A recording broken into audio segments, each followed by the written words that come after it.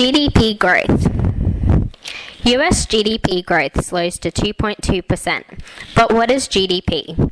GDP stands for Gross Domestic Product and is the market value of all final goods and services produced within a country's borders in a given period of time. Final goods. To avoid double counting, only final goods are incorporated in GDP. These goods and services are things that are currently produced. For example, the value of used cars is not included in the GDP. Only goods and services that are produced within the geographic confines of a country are included. In other words, if a Japanese resident is working in Australia, their factor of production is included in the Australian GDP. GDP is usually measured in intervals of a year or a quarter, which is 3 months. GDP equals consumption plus investment plus government purchases plus net exports. U.S. GDP. The U.S. economy grew at a slower pace than expected in the first quarter.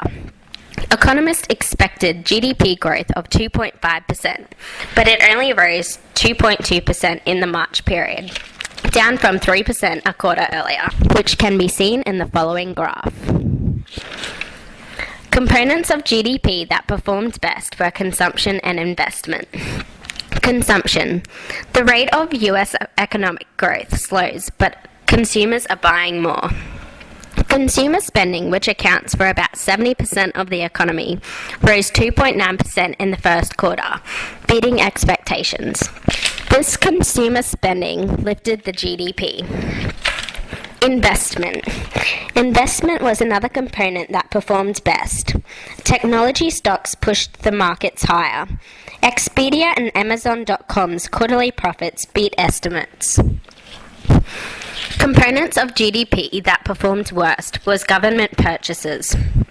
First quarter growth was hampered by a drop in government spending. GDP is a relatively straightforward calculation and is used to calculate any country's value.